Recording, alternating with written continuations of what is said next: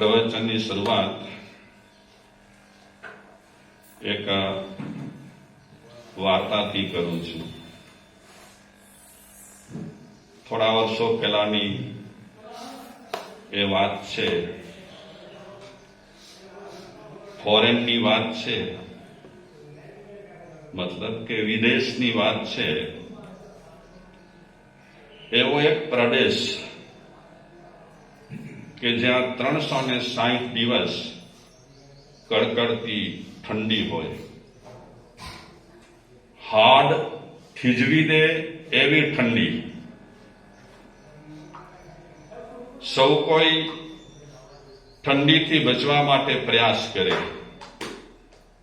તો એક પ્રસંગ કહું કે ઠંડીના વાતાવરણમાં એક બંગલાના એક રૂમમાં માં 10-12 વર્ષની પોતાની દીકરીને ઠંડી ન લાગે અને આરામથી સૂઈ જાય એટલા માટે એને સમજાવી કરી અને પથારીમાં સુવડાવે છે. ખૂબ ઠંડી છે, બહુ જ ઠંડી છે. મારી દીકરીને ઠંડી ન લાગે એટલા માટે માએ છોકરીને સુવડાવીને એના પર એક રજાઈ 2 રજાઈ ઓઢાડી દીધી. પછી માને એમ લાગ્યું કે હજી પણ મારી દીકરીને ઠંડી લાગશે. માનો જીવ છે ને, બચ્ચા માટે બહુ કરે. મારા બચ્ચાને કાંઈ પણ તકલીફ ન પડવી જોઈએ. પપ્પા પણ ફિકર કરે અને મમ્મી પણ ફિકર કરે. પછી મોટા થયા પછી દીકરાઓ મમ્મી પપ્પાની ફિકર કરે કે ના કરે? પણ નાના બચ્ચાઓ માટે મમ્મી પપ્પા, વડીલો, દાદા દાદી બહુ ફિકર કરે. તો આમાં રજાઈ તો ઓઢાડી, તે છતાં એને લાગ્યું તો એ માં હીટર લઈ આવી અને હીટર ચાલુ કર્યો. જ્યાં દીકરીને સુવડાવી હતી જે પલંગ પર, ત્યાં એક બારી હતી. બારી બરાબર બંધ છે કે નહીં એ જોવા માટે 2-4 વખત માં બારીને ધક્કો માર્યો. કડી લગાડી છે કે નથી લગાડી, બધું જોઈ લીધું. માને એમ લાગ્યું કે કદાચ વાવાઝોડું આવશે તો પણ આ બારી નહીં ખુલે. બારીને ચકાસી, રજાઈઓને ફરીથી જોઈ લીધી, બરાબર ઓઢાડી છે નથી ઓઢાડી, હીટર બરાબર ચાલુ થઈ ગયું છે કે નથી થયું, બધું જોઈ લીધું. અને પછી માએ એ રૂમનો દરવાજો બંધ કરી નાખ્યો. માં વિચારે છે કે આવી કડકડતી ઠંડીમાં હવે મારી દીકરીને તકલીફ નહીં થાય.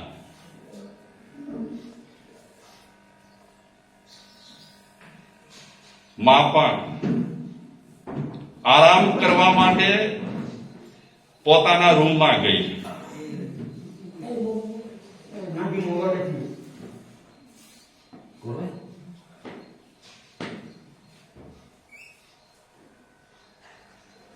નીરવ શાંતિ છે. માં પણ આરામ કરે છે, દીકરી પણ આરામમાં છે. થોડી વારે માને લાગે છે કે મારી દીકરીને ઠંડી તો નહીં પડતી હોય ને. માણસ પરિવારની ફિકર કરે, એનું કર્તવ્ય છે કે પરિવારની ફિકર કરવી જોઈએ. પણ માણસ જ્યારે ઉપર ઉઠતો હોય ત્યારે કેવલ પરિવારની પરવા કરતો નથી, પણ પરિવારની સાથે સાથે બીજાઓની પણ પરવા કરે. જ્યારે ઉપર ઉઠે ત્યારે પરિવારની સંભાળ રાખવી એ માણસ જવાબદારી અદા કરે છે.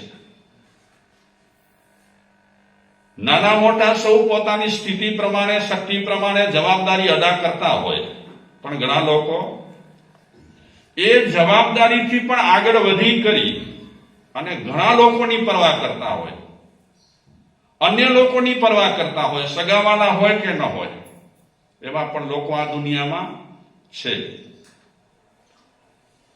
ઠંડીમાં ફૂટપાથ પર સૂતેલા લોકોને જગાડ્યા વગર, એમની ઊંઘમાં ખલેલ પાડ્યા વગર એમના પર ધાબળા ઓઢાડી દે.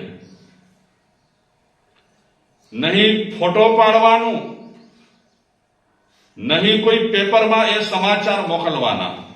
ચૂપચાપ ઘણા લોકો વિશેષ જવાબદારી અદા કરતા હોય છે માણસ તરીકેની, પણ એવા લોકો બહુ ઓછા હોય છે.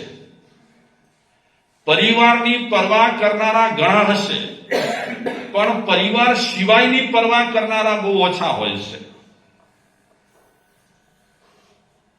અને એક વાત યાદ રાખવા જેવી છે કે આપણે પરિવારની પરવા કરીએ એ મોટી વાત નથી. પરિવારની કેવલ આપણે જવાબદારી અદા કરીએ એ મોટી વાત નથી. એ તો જાનવરો પણ અમુક ટાઈમ સુધી પરિવારની પરવા કરતા હોય, બચ્ચાની સંભાળ રાખતા હોય. બચ્ચાને કોઈ અડવા જાય તો પણ અડવા ન દે. આપણે માણસ છીએ, આપણે વિશેષ આગળ વધી શકીએ છીએ. આપણા સિવાયના વ્યક્તિઓની પણ આપણે પરવા કરી શકીએ છીએ. આપણે ત્યાં ગામડામાં રખત રખા હોય. રખત રખા એટલે શું?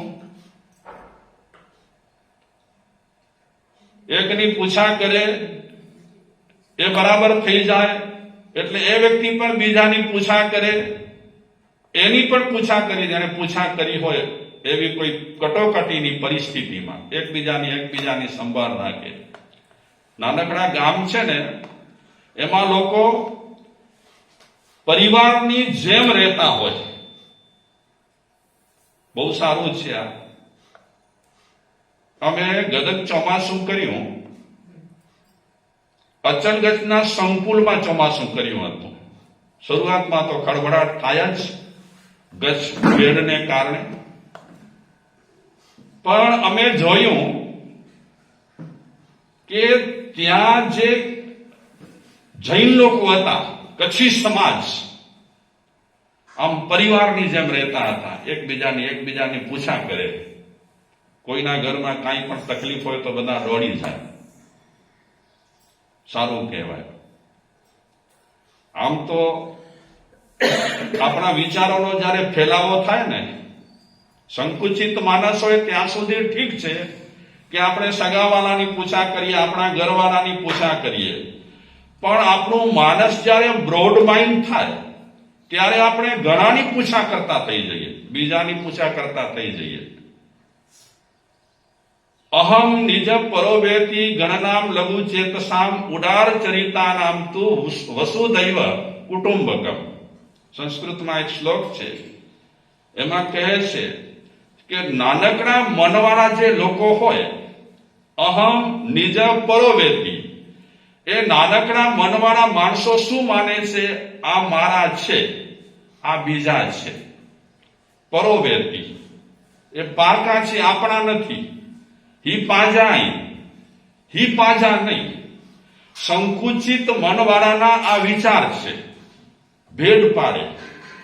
આપણા ને આપણા નથી. અહમ નિજ પરોવેતી ગણનામ લઘુ ચેતસામ.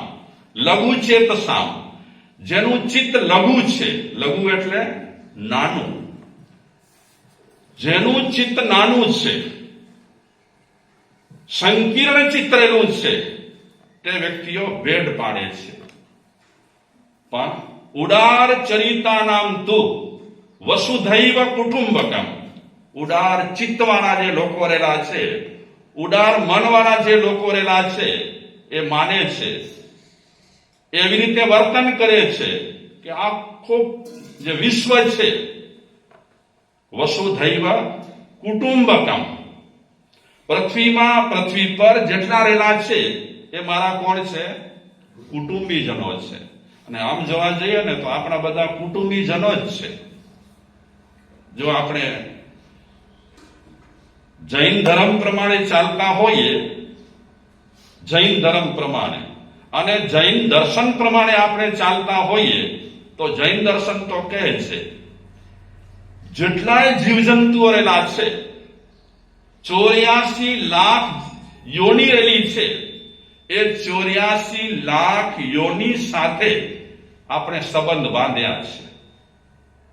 કોઈ પણ એવો જીવ નથી કે જે જીવની સાથે આપણે સંબંધ ન બાંધ્યો હોય.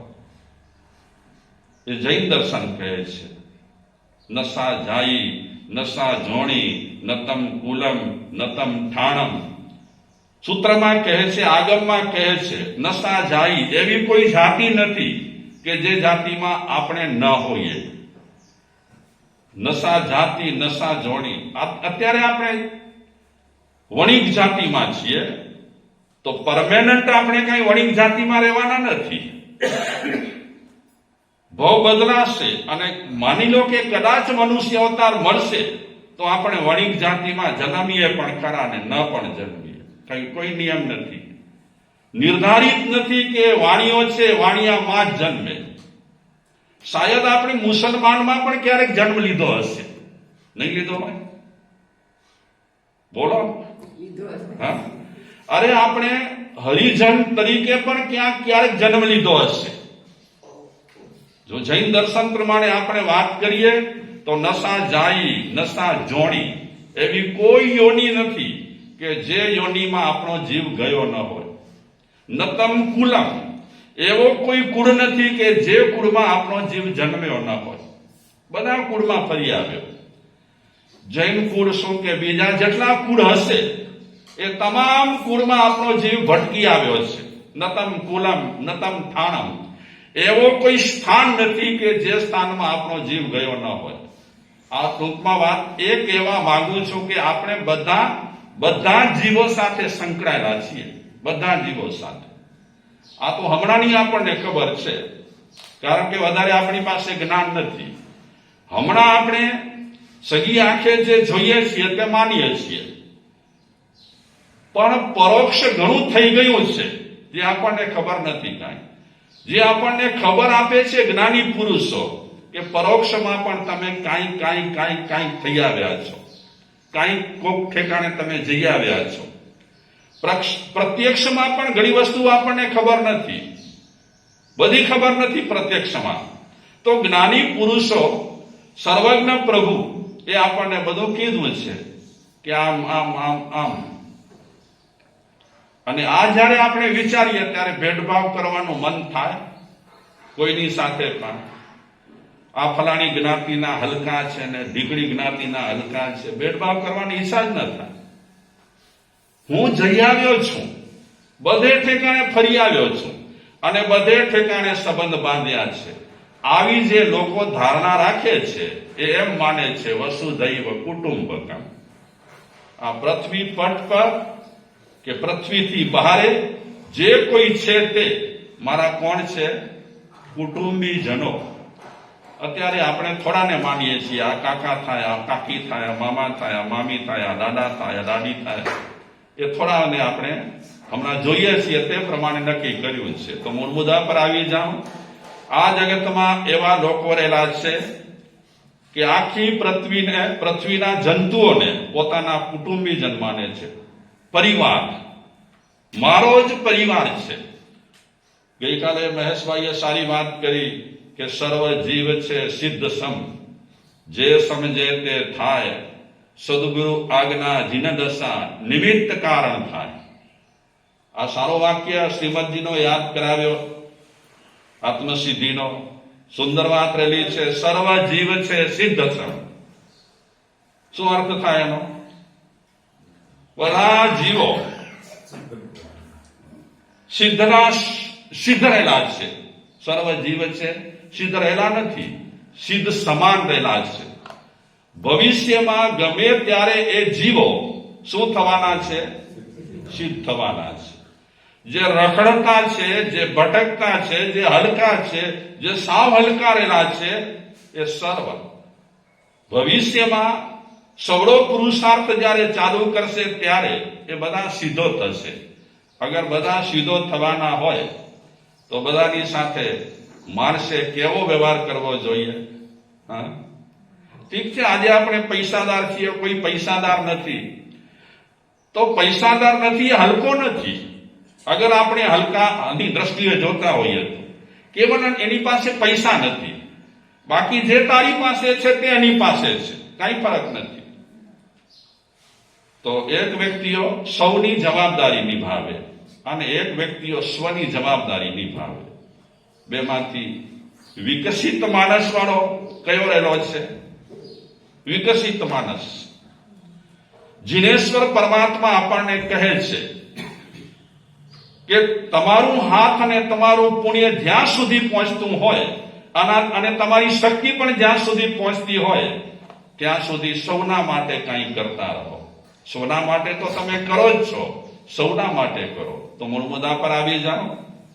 ક્યાં સુધી કથા આપણે કરી? માં ધાબળા ઓઢાડી કરીને સૂઈ ગઈ, દીકરી પણ સૂઈ ગઈ છે, ઘરવાળા જેટલા હતા એ પણ સૌ પોતાના રૂમમાં સૂઈ ગયા છે. અલગ અલગ રૂમની પ્રણાલિકા ક્યાંની છે?